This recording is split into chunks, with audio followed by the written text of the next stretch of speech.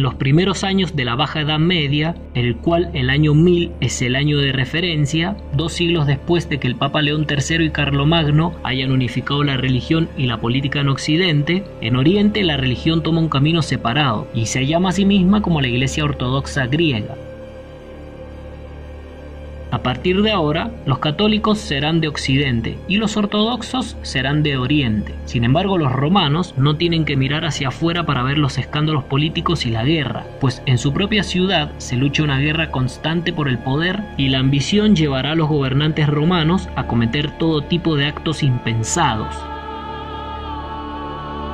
Bajo el nombre de Benedicto IX, Teofilacto es elegido papa en el año 1032, debido a que su padre, que es un conde y es el hombre más poderoso de Roma, ha sobornado a toda la curia y consiguió para su hijo el cargo más alto del papado. Benedicto IX es un papa muy joven, pero es el indicado de la poderosa familia de los Teofilacto, la cual ejerce un gran poder en la ciudad de Roma. Y como dije antes, es el indicado para sentarse en el trono o en la cátedra de San Pedro, ya que su familia busca intereses económicos y nuevos territorios. Es una familia ambiciosa. A pesar de que Roma ya no tiene el mismo brillo de antes, la ciudad sigue siendo como una especie de centro jurídico en el mundo occidental, en Europa. Cualquier permiso que requiera del Papa, y en esta época son muchos, todo noble de Europa, incluso un rey, tiene que pasar primero por el papado, ya que el Papa es el que controla gran parte de los asuntos jurídicos de Occidente, los asuntos más importantes con respecto a la política y también con respecto a la vida social. Cualquier compra grande, como una iglesia o una parroquia, o incluso en asuntos de matrimonio, todos los nobles europeos deben pedir primero permiso a Roma y pagarle al papado. El poder del Papa es enorme, no tanto como poder militar, más bien es un gran poder político y económico, además de que conlleva una responsabilidad muy grande, pero a Benedicto IX no le interesa ni la política, ni la democracia, ni la forma de hacer las cosas que tiene el papado, solo le interesan los privilegios del poder. Benedicto IX es uno de los casos en que se ha elegido papa solamente para beneficiar con poder a su familia y también enriquecerla. Históricamente hay varios casos, y este es uno de ellos. Es una familia que no tiene ningún tipo de interés en lo espiritual, más bien lo que buscan es construir poder. Ni siquiera tienen vocación religiosa, pero sí es una familia con influencias políticas y sabe muy bien cómo escalar en el juego de poder en Roma.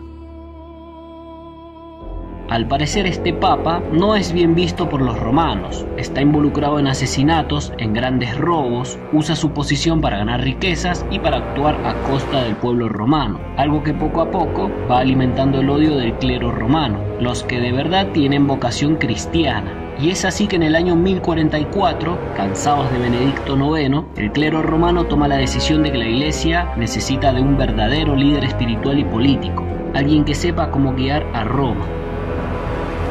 Benedicto IX contaba con el apoyo del emperador alemán, o el emperador germano, Conrado II, aunque a la muerte de este, en el 1039, se ha quedado sin su principal y más poderoso aliado político en Europa. Además, su horrible comportamiento como papa produce una rebelión en su contra. En una reunión, a Benedicto IX se le dice que por el bien de la iglesia tiene que abandonar su cargo, pero él se niega a renunciar al cargo que tanto poder le ha dado. Y es así como empieza algo inaudito. Comienzan las negociaciones de la venta del cargo de papa.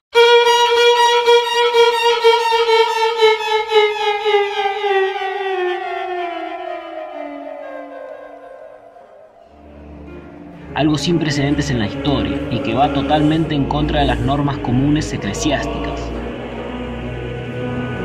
Tras una lucha y tras derrocar al corrupto Papa Benedicto IX, el capitán romano, Gerardo di Sasso, expulsa a Benedicto IX de Roma y es así como Giovanni dei Cresciani Ottaviani, que era el obispo de Sabinia, queda a cargo del pontificado bajo el nombre de Silvestre III.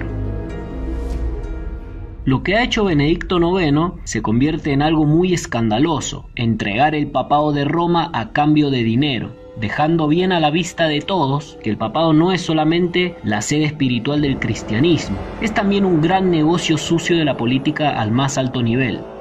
Deshacerse de Teofilacto no es nada fácil, pues es uno de los nobles más poderosos de Italia y su familia posee una gran cantidad de dinero, así también como de muchos soldados para combatir, soldados mercenarios. De hecho, él y su familia deciden que quieren recuperar el trono de Roma.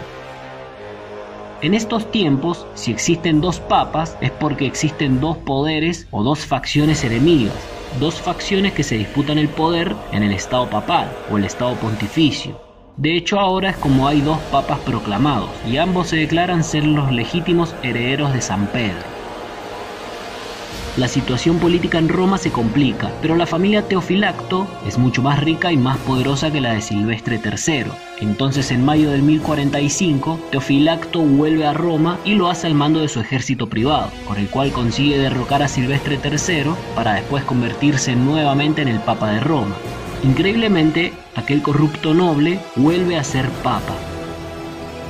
Con todos los hechos recientes, ha quedado claro que el trono de un papa de Roma es una mezcla entre el poder espiritual y el poder terrenal, pues a tan solo 6 meses después de haber aceptado el soborno de los cardenales de Roma para renunciar al papado debido a una gran corrupción, Benedicto IX se convierte en papa de nuevo. Ahora los papeles políticos se volvieron a modificar. Benedicto IX se encuentra en Roma gobernando y Silvestre III es el que está exiliado fuera de Roma, pero ambos siguen afirmando ser el verdadero papa, lo que significa que la lucha no ha terminado y la cosa no hace más que complicarse cada vez más, además de que la lealtad de los romanos está dividida entre los dos bandos. Un mes después del inicio del segundo periodo de Benedicto IX como papa, comete otro de sus tantos inesperados actos, uno que complica más las cosas, pues al parecer es un joven impetuoso y no tiene interés en seguir siendo papa, por lo que estando harto de la política eclesiástica, decide volver a vender el papado a aquel noble que le entregue la mayor cantidad de dinero.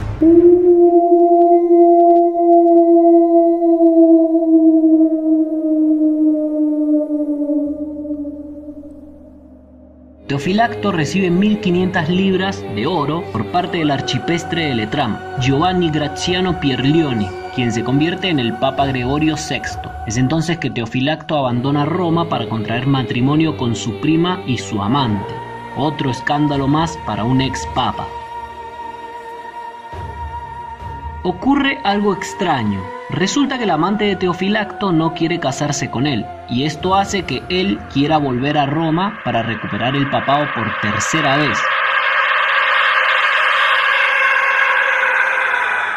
Lo cual hace que Roma ahora se encuentre dividida en 3 bandos poderosos: el del Papa Gregorio VI, el del exiliado Silvestre III y el de los Teofilacto.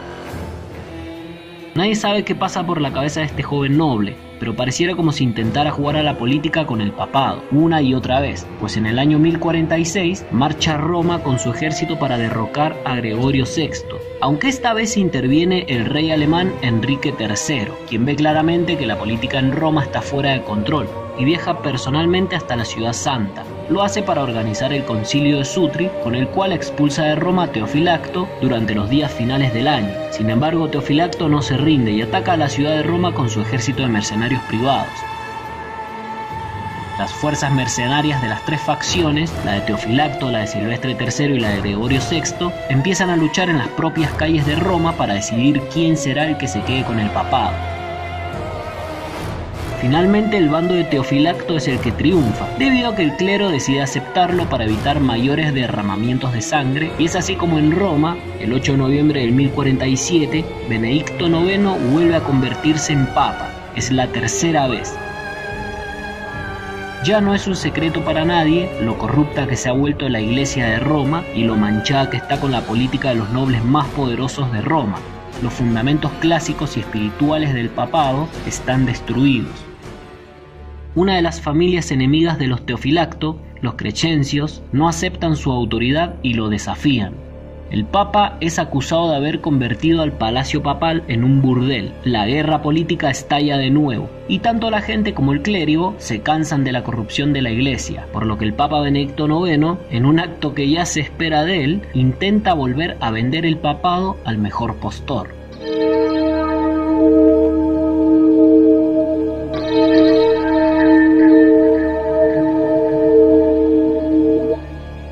Pero esta vez Teofilacto no tiene éxito, es expulsado de Roma para siempre y es excomulgado el 17 de julio del año 1048, pero como no quiere perder los privilegios que le ha otorgado la Iglesia, se convierte en un monje de la Orden de San Basilio de Italia de Grottaferrata y vive con esta orden hasta su muerte, el día 18 de septiembre del año 1055.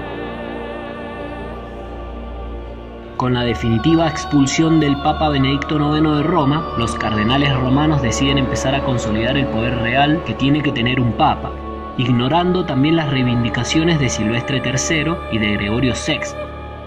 Lo que quieren hacer es limpiar la corrupción del papado e ir despejando el camino para un nuevo papa, y esto requiere tiempo, paciencia, hay que hacerlo poco a poco.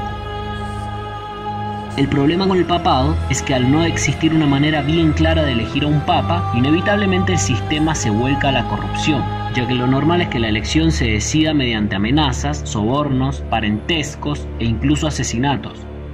De hecho, lo normal es que aquel que tenga el mayor poderío militar o el mayor poder de mercenarios sea el que tenga más posibilidades de acceder al papado.